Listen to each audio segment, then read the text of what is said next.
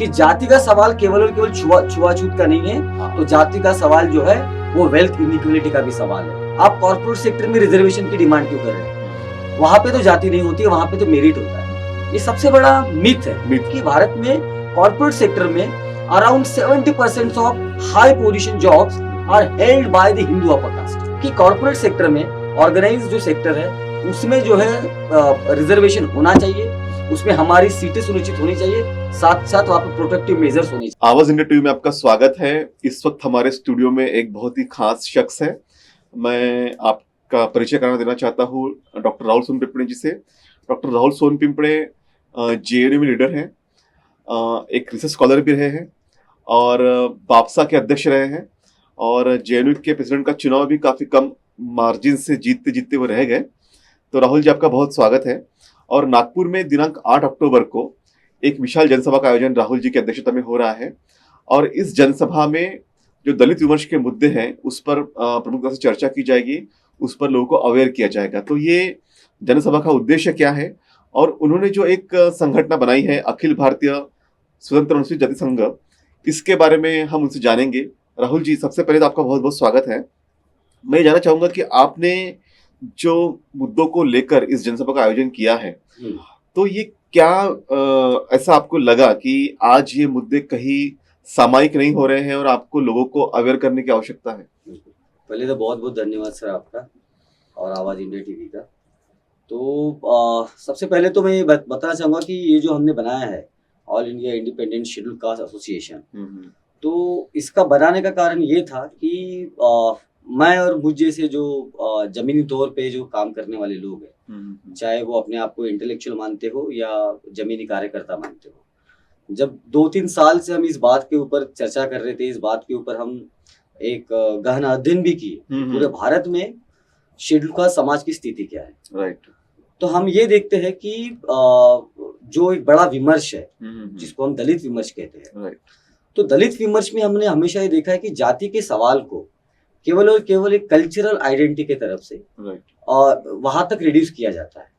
यहाँ तक कि जब वो इंटरनेशनल बनता है, तो वो जब इंटरनेशनल डिस्कोर्स उसका भाग बनता है, तब भी जाति को एक रेस के हिसाब से कंपेयर किया जाता है, जो बाबा साहब के विचारों के खिलाफ है। अच्छा। बाबा साहब ने जाति और रेस को जो है कंपेयर नहीं किया। उन्होंने कहा कि जाति एक अलग तरीके की रचना है और जो रेस है वो अलग तरीके की रचना है। खैर, लेकिन लोग अपने पॉपुलैरिटी के लिए इसका इस्तेमाल करते हैं। और ये जो इस तरह का जो नैरेटिव है वो बहुत लंबे समय तक चलता आ रहा है, जहां पर जाति को एक नॉन मटेरियल एंटिटी की तरह से ट्रीट किया गया हुआ है। लेकिन अगर आप बाबा साहब को बहुत नजदीकी से पढ़ते हैं या उनकी जो बातें अगर नजदीकी से समझना चाहते हैं, तो बाबा साहब बार बार ये कहने की कोशिश कर रहे हैं कि cast basically is about the monopoly on the resources of the Brahmin upper caste in this country.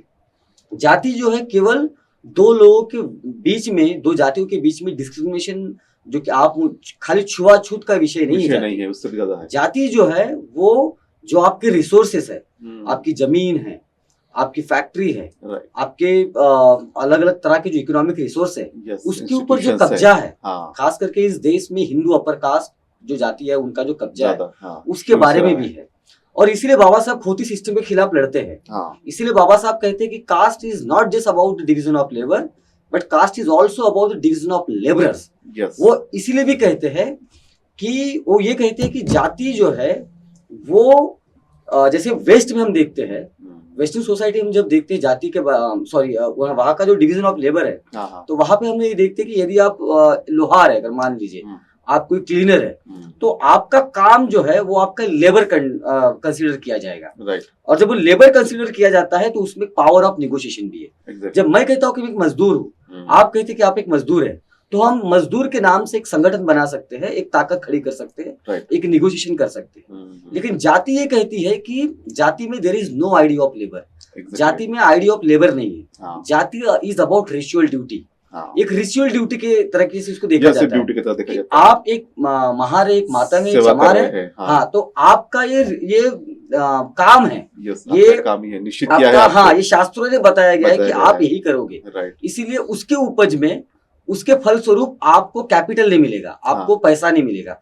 इसीलिए बाबा साहब ये भी कहते हैं बार बार कि जाति स्ट्रक्चर में जो ये है जिसमें आपने मेरे घर में काम किया, आप लोअर कास्ट के तो मैंने आपको रोटी दी, आपको अनाज दिया, इसके बजाय आप कैपिटल को इंट्रोड्यूस कीजिए। हाँ। और शेड्यूल कास्ट समाज जो है लंबे तौर से इस कैपिटल से दूर रहा हुआ है। बिल्कुल, तो आप सामाजिक और आर्थिक समानता की बात कर रहे हैं। हाँ, तो जो हमने ये सोचा है कि ये जो शेड्यूल कास्ट का आज की जो स्थिति है, जो मेजोरिटी है, जो हम कहते हैं कि शेड्यूल कास्ट जो है गांव में बसता है। हाँ। जब वो गांव में बसता है तो आंकड़ा ये कहता है कि majority of schedule caste, around 90% of schedule caste in this country, 90% के आसपास जिसके पास जमीन नहीं है।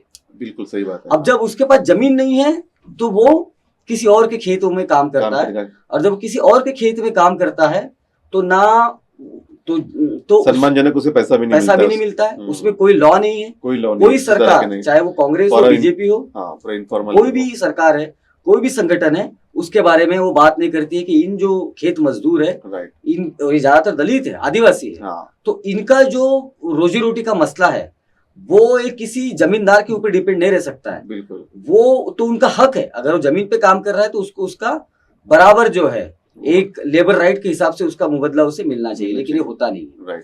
तो और जो बाकी शेड्यूल का शहरों में जो रहता है तो उसका मेजोरिटी वो स्लम्स में रहता है। हाँ। चाहे आप उत्तर भारत का देख लीजिए, चाहे दक्षिण भारत का, चाहे मध्य भारत का, या अपने महाराष्ट्र का देख लीजिए, ज्यादातर तो झुपड़पट्टियों में रहता है। जो वो झुपड़पट्टी में रहता है तो शहर की जो इकोनॉमी है वो उसके श्रम पर चलती है। हाँ, बिल्कुल। और लेकिन उसके श्रम, वो 12 घंटे काम करता है। हाँ। और 12 घंटों में जब वो उस मालिक को कमा के देता है, एक ब्राह्मण, बनिया, एक खत्री, एक जो ट्रेडिशनली बिजनेस करते आ रही कम्युनिटी, जब उनको कमा के देता है, उसके बदले में उसको जो मुबदला मिलना चाहिए, जो उसका भुगतान मिलना चाहिए, वो मिलता नहीं। बिल्कुल नहीं। और वो उसी के कारण यहाँ का जो अपर कास्ट है उसने अपना वेल्थ क्रिएट किया हुआ है। हाँ, exactly. तो ये वेल्थ में हिस्सा तो उनका है। हाँ। लेकिन ये हिस्सेदारी की बात होती नहीं है। Yes. दलितों की बात तभी होती है जब उनके ऊपर बहुत ही घिनौना, बहुत ही एट्रोसिटी ऐसा होता है कि जहां पर आपके होशो आवाज उड़ जाते हैं। हाँ, yes. तो हम ये कह रहे हैं कि दलितों का सवाल केवल और केवल सिर्फ एट्रोसिटी का नहीं है। दलितों का सवाल इस देश में वेल्थ का जो अधिकार है हमारा, उसमें भी है। जो सरकारी क्षेत्र, निजी क्षेत्र में जो नौकरियां है उसको पाने में भी है। तो इसीलिए हमने ये संगठन को बनाया और हम पूरे भारत भर में एक cadre based movement, Ambedkar movement खड़ा करना चाहते हैं, जो ट्रेडिशनली जो दलित डिस्कोर्स है उससे हट के कि जाति का सवाल केवल और केवल छुआछूत का नहीं है। तो जाति का सवाल जो है वो वेल्थ इनइक्वालिटी का भी सवाल है। बिल्कुल, इस आधार पर हमने इस संगठन की शुरुआत की। जाति का सवाल, वेल्थ इनइक्वालिटी का भी सवाल है, और जो सामाजिक और आर्थिक समानता की बात बाबा साहेब ने की थी, तो उसी के आधार पर, उसी के तर्ज पर जो रिजर्वेशन प्राइवेट सेक्टर है उसमें भी रिजर्वेशन की बात आप कर रहे हैं। हाँ। और अलग अलग जो इंस्टीट्यूशंस है गवर्नमेंट के, पीओसीज वगैरह है, उसमें भी आरक्षण की बात आप कह रहे हैं। तो ये जो विमर्श आपने शुरुआत किया है, क्योंकि जैसा कि आपने कहा कि हमेशा ये होता है कि जो अगर कोई एट्रोसिटी अगर हो गई तो उसको बहुत हाइप मिल जाती है, लेकिन जो वेल्थ इनइक्वालिटी है उसको हाइप नहीं मिलती। तो इसे किस तरह से लाइमलाइट में लाना चाहेंगे आप? बिल्कुल सर, तो इसको हम अभी जो हमारी मुहिम है, तो हम शुरुआत कर रहे हैं नागपुर से। नागपुर क्योंकि अम्बेडकर मूवमेंट का गढ़ रहा हुआ है। तो 7 अक्टूबर को हमने देश भर से जो शेड्यूल कास्ट समाज के ऊपर जो अध्ययन करते हैं, चाहे यूनिवर्सिटी में हो या यूनिवर्सिटी के बाहर, और जो शेड्यूल कास्ट समाज के लिए जमीनी तौर पे काम करते हैं, किसी पार्टी के लिए काम नहीं करते, तो उन लोगों को हमने इनवाइट किया है। और एक पूरा दिन भर का चर्चा का हमने आयोजन किया हुआ है नागलोका में, नागपुर जो हमारा है, 7 अक्टूबर को। और हम जमीनी तौर पे कैडर बेस्ड मूवमेंट कैसे खड़ी की जाए पूरे देश भर में, अपने अखिल भारतीय जो स्वतंत्र अनुसूचित जाति संघ है, इसके तौर पे पूरे देश में अलग अलग राज्यों में अपनी इकाई कैसे बनी जाए, और इकाई बना के जमीनी तौर पे कैसे एक बड़ा आंदोलन खड़ा किया जाए इसके तो, और इस पूरे डिस्कोर्स को खास करके जो रिजर्वेशन इन प्राइवेट सेक्टर है, और जब हम प्राइवेट सेक्टर बोल रहे हैं उसमें 2 सेक्टर है। हाँ। एक है जो ऑर्गेनाइज कॉर्पोरेट सेक्टर है, जो अनऑर्गेनाइज कॉर्पोरेट, जो अनऑर्गेनाइज इकोनॉमिक सेक्टर है, जिसमें सबसे ज्यादा हमारे लोग जमीन पे काम करते हैं।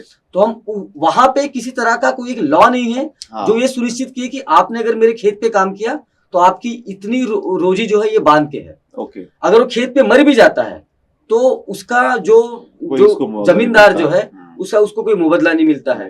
तो हम ये कह रहे हैं कि ये दोनों जगह पे, और कॉर्पोरेट सेक्टर में कुछ लोग ये कहते हैं कि आप कॉर्पोरेट सेक्टर में रिजर्वेशन की डिमांड क्यों कर रहे हैं, वहां पे तो जाति नहीं होती है, वहां पे तो मेरिट होता है। ये सबसे बड़ा मिथ है, मेरिट सबसे बड़ा मिथ है। अभी जो अध्ययन हुआ है, जो यूजीसी के चेयरमैन थे सुखदेव थोराट सर, वो अपने स्टडी में ये पाते हैं कि जब वो एक इक्वल नंबर ऑफ एप्लीकेशन जो है कुछ कॉर्पोरेट सेक्टर में अपर कास्ट और शेड्यूल कास्ट और बाकी अन्य पिछड़ा वर्ग का भेजते हैं, तो ये देखते हैं कि ज्यादातर जो रिस्पॉन्स है वो केवल और केवल हिंदू अपर कास्ट को आता है। तो इसका मतलब और दुनिया में ये अध्ययन बहुत बार हुआ है। दुनिया में जो रिसर्च हुआ है बार बार कहता है कि कोई भी दुनिया का अमीर आदमी वो इसीलिए अमीर नहीं है, या किसी भी कोई भी समूह है वो इसीलिए अमीर नहीं है क्योंकि वो मेहनत कश है। वो इसीलिए अमीर है क्योंकि वहां पे एक नेटवर्क होता है, एक सोशल कल्चरल नेटवर्क होता है, जिसे हम एक कल्चरल कैपिटल कहते हैं। कि अगर आप मेरे जाति के हैं तो बड़े साइलेंटली मैं आपका एप्लीकेशन फॉरवर्ड करूंगा। और ये अमेरिका में बहुत सारा अध्ययन हुआ है। अच्छा। ये वेस्टर्न सोसाइटीज में अलग अलग कंट्रीज में हुआ है और भारत में भी अभी वो अध्ययन हो रहा है, जो ये कहता है कि भारत में कॉर्पोरेट सेक्टर में around 70% of high position jobs are held by the Hindu upper caste. Okay. और जब शेड्यूल कास्ट का व्यक्ति कोई वहां पे अप्लाई करता है तो उसको बड़े ही प्यार से सेम क्वालिफिकेशन, सेम बड़ी अच्छी जगह से पढ़ के आया हुआ है, उसको जो है कोई एक लॉजिक देके उसे नॉट फाउंड सुटेबल कहा जाता है। और जहां तक के गवर्नमेंट सेक्टर की बात है, तो जब से रिजर्वेशन लागू हुआ है तो तब से लेके आज तक अगर आप आंकड़े देखते हैं तो रिजर्वेशन अगर समझ लीजिए अगर 20 सीटें शेड्यूल कास्ट के लिए आरक्षित है तो आज तक कोई भी गवर्नमेंट सेक्टर में रिजर्वेशन को पूरी तरीके से लागू नहीं किया गया है। हमेशा हर खाते में, हर डिपार्टमेंट में शेड्यूल कास्ट शेड्यूल ट्राइब का बैकलॉग है, उसको अभी तक भरा नहीं किया। पूरे देश में अलग अलग राज्यों में भी बैकलॉग, बिल्कुल। और गवर्नमेंट का आंकड़ा ये कहता है कि पूरे भारत में केवल 4% शेड्यूल कास्ट गवर्नमेंट जॉब पर है, केवल 4%। जो आपकी सड़क बनाता है, जो आपके खेत खलियान को सींचता है, जो आपके मॉल्स बनाता है, जो आपकी गंदगी साफ करता है, जो इस देश का श्रम में सबसे, जो जीडीपी में सबसे बड़ा कंट्रीब्यूट करता है, वो जब पढ़ लिख के कॉर्पोरेट सेक्टर में अच्छी जॉब चाहता है तब उसको आप बाहर का रास्ता दिखाते हैं। तो ये कहना कि मेरिट के हिसाब से कॉर्पोरेट सेक्टर चलता है, ये बहुत ही गलत आर्गुमेंट है। पूरे दुनिया में आर्गुमेंट को बहुत बार रिजेक्ट किया गया है। हर बार हम ये पाते हैं कि आप किस रेस से है, आप किस कल्चरल कम्युनिटी से है, किस एथनिक कम्युनिटी से है, आपकी कौन सी भाषा बोलते हैं, इस बहुत सारी चीजों को माइंड रखते हुए, जिसको हम कहते हैं कि एक नेटवर्क थ्योरी हम बात करते हैं कि, और एक कल्चरल कैपिटल की हम बात करते हैं। तो कल्चरल कैपिटल क्या होता है? एक होता है मटेरियल कैपिटल, कि आपके पास पैसा है, आपके पास धन है, आपके पास लैंड है। दूसरा होता है एक, जिसको मैं कल्चरल सांस्कृतिक कैपिटल कह रहा हूँ। वो कैपिटल क्या है? वो कैपिटल ये है कि आप ब्राह्मण यदि है तो मैं सुनिश्चित करूंगा, मैं एकेडमिक्स में रहा हूँ बहुत दिन तक, एमफिल पीएचडी की, मैंने ये देखा है कि यदि कोई शेड्यूल कास्ट का प्रोफेसर या कोई इंटेलेक्चुअल जब कोई किताब लिखता है तो उसको साइट आप तभी करोगे जब वो अपनी ऑटोबायोग्राफी लिखेगा। अगर कोई शेड्यूल कास्ट थ्योरी लिखता है, कोई इंटेलेक्चुअल आर्गुमेंट देता है, तो उसको आप साइट नहीं करते। साइट का मतलब क्या होता है कि आपने कोई किताब लिखी, मैंने उसका जिक्र अपने किताब में किया, अपने लेख में किया, तो आपका बार बार जिक्र होगा। अपर कास्ट ये करता है कि जो दूसरा अपर कास्ट है तो उसका साइट करेगा, वो किसी शेड्यूल कास्ट का नहीं करेगा। वो तभी शेड्यूल कास्ट को साइट करेगा जब वो अपनी दुख भरी कहानी बताएगा। लेकिन बाबा साहब का जब हम लिखान देखते हैं तो बाबा साहब कहीं अपनी ऑटोबायोग्राफी नहीं लिखते उस तरीके की, जहां पर बार बार करके मैं कितना दुखी हूँ, ऐसा कभी नहीं हुआ। बाबा साहब हमेशा जब जाति की बात करते हैं, हकों की बात करते हैं, तो एक बहुत साइंटिफिक तरीके से अपने आर्गुमेंट रखते हैं। हाँ, तो कई हद तक तो ये कल्चरल कैपिटल है कि आप मेरे जाति के हैं, तो आपको मैं बहुत ही साइलेंटली आपका जो है एप्लीकेशंस अप्रूव करूंगा, आपको नौकरी दूंगा, आपको बड़ा बनाऊंगा। तो ये कल्चरल कैपिटल पूरी दुनिया में ऐसा है। तो हमारा ये कहना है कि कॉर्पोरेट सेक्टर में, ऑर्गेनाइज जो सेक्टर है, उसमें जो है रिजर्वेशन होना चाहिए, उसमें हमारी सीटें सुनिश्चित होनी चाहिए, साथ साथ वहाँ पे प्रोटेक्टिव मेजर्स होने चाहिए कि हमारे साथ वहाँ पे जाति के आधार पर डिस्क्रिमिनेशन नहीं होना चाहिए। बिल्कुल, ये जो संगठन आपने बनाया है और कैडर बेस्ड आपने बात की है, उसके लिए आपने इस्तीफा भी दिया है। आप पूरी तरह से अभी समर्पित उसके लिए हो रहे हैं। बिल्कुल सर। तो आपने जो अभी मैं कुछ पढ़ रहा था, आपने जो मुझे भेजा, तो इक्वल एम्प्लॉयमेंट अपॉर्चुनिटी एक्ट की बात आपने कही है। तो इस माध्यम से क्या आप सरकार के पास निवेदन करना चाहते हैं? हम सरकार को और अलग अलग जो पॉलिटिकल पार्टीज भी है, चाहे वो अपोजिशन की हो, राइट, कोई भी हो, या रूलिंग पार्टी हो और अन्य कोई भी पार्टी है, हम उनको ये कहना चाहते हैं कि भाई जब एम्प्लॉयमेंट की बात आती है, चाहे वो खास करके निजी क्षेत्र में, तो हम ये देख, जैसे मैंने इसके पहले भी कहा कि शेड्यूल कास्ट के व्यक्ति को नॉट फाउंड सुटेबल कहा जाता है, इवन सेम क्वालिफिकेशन होने के बावजूद भी। तो अभी सरकार के पास में ऐसा कोई एक्ट नहीं है जो ये सुनिश्चित करे कि आपको उस व्यक्ति को एम्प्लॉय करना ही पड़ेगा, उसके नंबर ऑफ सीट्स को आपको सुनिश्चित करना ही पड़ेगा। और साथ ही साथ जैसे हम देखते हैं कि जब इंटरव्यू होता है तो चाहे वो आप गवर्नमेंट सेक्टर में जो खाते हैं उसमें जो नौकरी के आवेदन आते हैं उसके जो इंटरव्यू होते हैं, तो इसके पहले अभी कुछ इंप्रूवमेंट हुआ है जहां पर इंटरव्यू में शेड्यूल कास्ट का कैंडिडेट होता है जो ये सुनिश्चित करता है कि शेड्यूल कास्ट के किसी भी कैंडिडेट के साथ में डिस्क्रिमिनेशन ना हो। इसी तरीके से प्राइवेट सेक्टर के अंदर भी इस तरह के पॉलिसीज को लाया जाए जहां पर यह सुनिश्चित किया जाए कि शेड्यूल कास्ट का कोई भी और रिपोर्ट प्रोड्यूस करे कि उसने इंटरव्यू में क्या कहा एग्जैक्टली। मैं अगर आप इंटरव्यू अगर आप भारत में देखते हैं, लोग कहते हैं जातिवाद नहीं है। अगर आप आईएएस के जितने भी इंटरव्यूज है जो कैंडिडेट शेड्यूल कास्ट के आईएएस बनते हैं या यूपीएससी देके सिविल सर्विसेज में आते हैं तो आप एक होमोजेनियस डेटा देखिएगा। डेटा ये कहता है कि शेड्यूल कास्ट, ओबीसी और एसटी के जो कैंडिडेट होते हैं वो अपने रिटर्न के दम पर तो क्वालिफाई कर देते हैं, सबसे ज्यादा वो डिस्क्वालीफाई इंटरव्यू में कम मार्क्स मिलते हैं। और जो जैसे अगर आप जो भी बड़े बड़े नाम है जो आईएएस बने शेड्यूल कास्ट से, उनका आप इंटरव्यू में जो नंबर है वो देखिएगा और अपर कास्ट का इंटरव्यू में नंबर देखिएगा, उससे बहुत ज्यादा फर्क आपको दिखेगा। इवन यूनिवर्सिटीज में मैं जेएनयू में जब पढ़ता था तो हमने आरटीआई डाल के डेटा निकाला। डेटा हमने ये देखा कि शेड्यूल कास्ट का कैंडिडेट 100 में से 70-80-90 मार्क्स लेके आता है रिटर्न में, लेकिन इंटरव्यू में उसको 30 में से 0 दिया जाता है, 1 दिया जाता है, 2 दिया जाता है। ये इस देश की स्थिति है। और लोग कहते हैं कि जातिवाद नहीं है, जातिवाद हर जगह है। और जातिवाद का केवल मतलब जैसे मैंने कहा छुआछूत नहीं है। जातिवाद का मतलब आज के इस मॉडर्न टाइम पे ये है कि जो मॉडर्न इंस्टीट्यूशंस है, चाहे आपका एजुकेशन इंस्टीट्यूशन हो, आपके फाइनेंशियल इंस्टीट्यूशंस हो, आपके कल्चरल इंस्टीट्यूशंस हो, चाहे इन सभी जगह पे एक तरीके का जो एक मोनोपोली है रिसोर्स के ऊपर, अपर कास्ट नहीं चाहता है कि मोनोपोली उसके हाथ से छूटे एग्जैक्टली। और इसीलिए वो अलग अलग उसके आर्गुमेंट देता है। कभी वो मेरिट का आर्गुमेंट देता है, कभी वो ये कहता है कि नहीं ये निजी क्षेत्र है तो यहाँ पर आप जो है आरक्षण की मांग नहीं कर सकते। क्यों नहीं कर सकते? निजी क्षेत्र के कंपनी को पानी सरकार से मिलता है, आपको जमीन सरकार से फ्री में मिलती है, आपको लोन बैंक से मिलता है जो आप वापिस नहीं करते। ये पैसा किसका है? ये पैसा इस देश के मेजोरिटी लोगों का है। और मेजोरिटी इस देश में कौन है? SC ST OBC इस देश का मेजोरिटी है, जो आपसे सुई खरीदता है, आपसे वो धागा खरीदता है, आपका कपड़ा खरीदता है, आपका दुकान से हर माल खरीदता है। इस देश का जो अपर कास्ट है वो तो बहुत माइनॉरिटी में है। देखा है हमने, कास्ट सेंसस का रिपोर्ट आया बिहार का, बिल्कुल उसमें हम देख रहे हैं अगर पूरे देश में अगर कास्ट सेंसस हो जाए तो पूरी स्थिति क्लियर हो जाएगी कि इस देश में जो रूलिंग, इस देश लोग जैसे वेस्टर्न सोसाइटीज में लोग कहते हैं कि रूलिंग क्लास, मैं कहता हूँ इस देश में रूलिंग क्लास से ज्यादा रूलिंग कास्ट है, जो इस देश का ब्राह्मण, बनिया और बाकी अपर कास्ट है, जो नहीं चाहता कि उसकी वो बराबरी की बात नहीं, वो ऊपर पर बराबरी की बात करता है, लेकिन अंदर ही तौर पे वो मोनोपोली बरकरार अपनी रखना चाहता है। और इसीलिए हमने इस संगठन का निर्माण किया है, सबसे पहले कि शेड्यूल कास्ट को ऑर्गेनाइज किया जाए अपने हकों के लिए, अपने अधिकारों के लिए। और निजी क्षेत्र में आरक्षण की मांग है, कोई अननेचुरल डिमांड नहीं है, हम कोई भीख नहीं मांग रहे। वहाँ का जो लेबर है, जो मजदूर है, वो हमारा है। अगर हम वहाँ मजदूरी कर सकते हैं तो वहाँ पे सीओ भी बन सकते हैं। बिल्कुल, हमें वो काबिलियत भी है। बिल्कुल काबिलियत है जी। तो ये आपने जो संगठन बनाया है, इसके माध्यम से आपने पहला प्रोग्राम नागपुर में रखा है। और नागपुर ये हमारा एक आंदोलन का सेंटर भी है। तो इस तरह के प्रोग्राम्स कहाँ पे और किस तरह से करेंगे, और किस तरह से देश के सभी जो शेड्यूल कास्ट है उसको मोबिलाइज करने की कैसे कोशिश करेंगे आप? तो सर अभी फिलहाल हमारी इस प्रोग्राम के बाद में ये कोशिश है कि पूरे भारत में, चाहे वो उत्तर भारत हो, पश्चिम बंगाल हो, उड़ीसा हो, बिहार हो, पंजाब हो, छत्तीसगढ़ हो, जितने भी अलग अलग राज्य है, इस राज्य में अपनी इकाई बना के वहाँ पे जमीनी तौर पे जो है हम इसको कैंपेन के माध्यम से लेके जाए, अलग अलग प्रोग्राम इवेंट्स करके, मीडिया के माध्यम से, और अपने जो लोग जमीन पे काम कर रहे हैं अपना शेड्यूल कास्ट समाज के लिए, उनको साथ में जोड़ के, और शेड्यूल कास्ट में अलग अलग जो कम्युनिटीज है, डिफरेंट कम्युनिटीज है, उनसे बात करके एक कैंपेन के तौर पे फिलहाल हम इसको आगे बढ़ाना चाह रहे हैं।